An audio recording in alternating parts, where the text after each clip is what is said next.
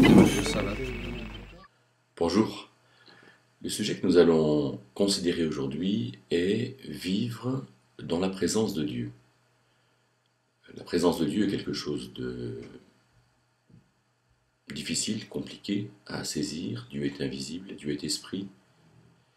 La parole qu'on lui adresse peut être une parole à haute voix, mais la parole qu'on entend n'est pas forcément une parole qui impressionne nos tympans.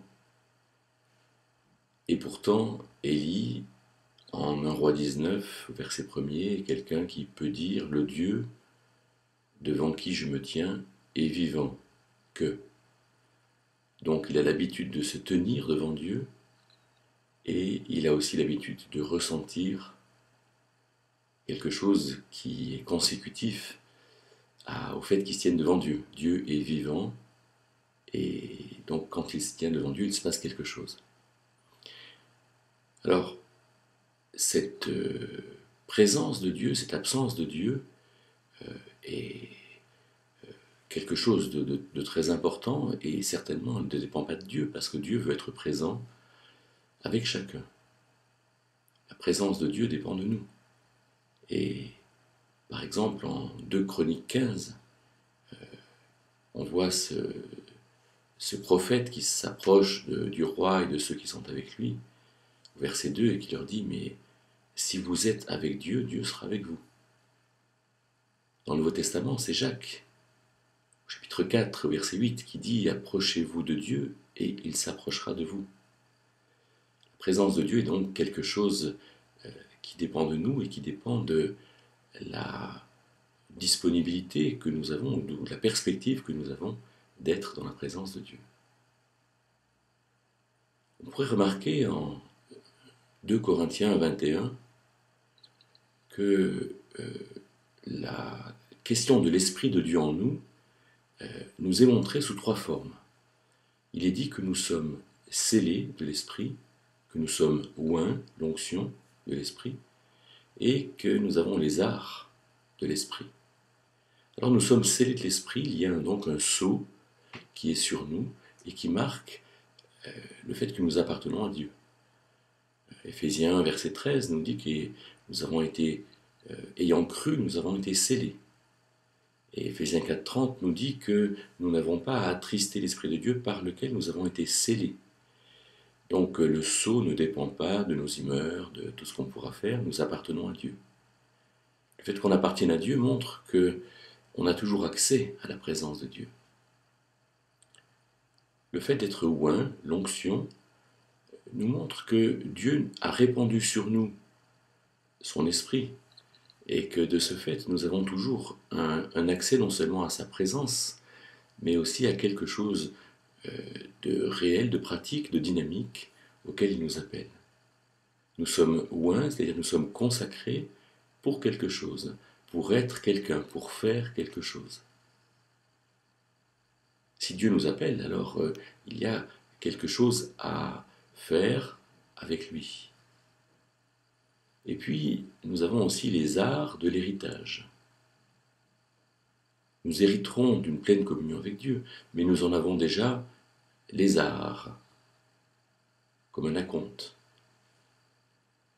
Donc l'Esprit de Dieu est déjà en nous, en quelque sorte avec une efficacité qui ne sera pas celle que nous aurons dans l'éternité. Nous connaîtrons comme nous avons connu, comme nous avons été connus, nous dit 1 Corinthiens 13, mais nous en avons déjà quelque chose de très important.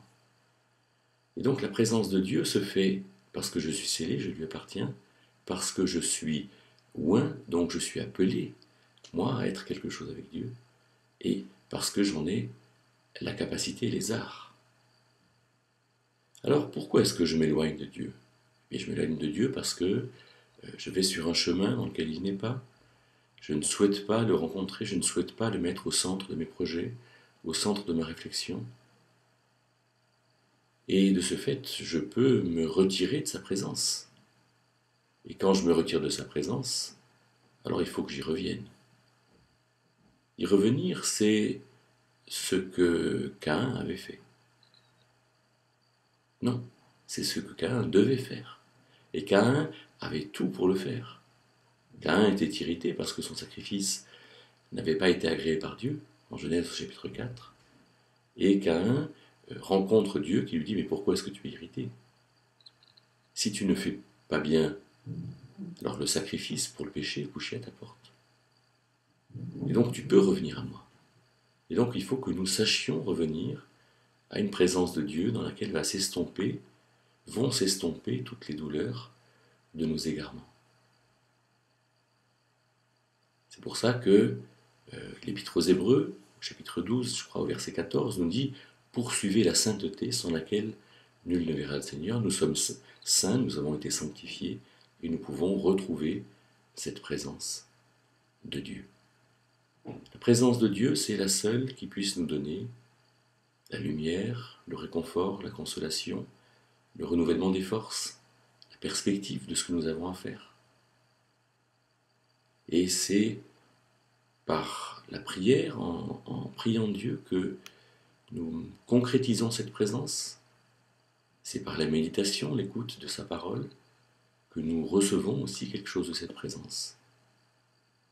C'est aussi dans le soin de notre corps, où il est dit en 1 Corinthiens 6, 20 de glorifier Dieu dans notre corps, c'est-à-dire de permettre que la présence de Dieu soit réellement manifestée aussi dans notre corps, et c'est par tous les pores de notre peau que cette présence veut se manifester. Moïse ne savait pas que la peau de son visage rayonnait quand il descendait de la montagne. Eh bien nous avons aussi à travailler à ce que la présence de Dieu en nous soit quelque chose de visible, et que cela fasse du bien non seulement à nous, mais aussi à ceux qui sont autour de nous.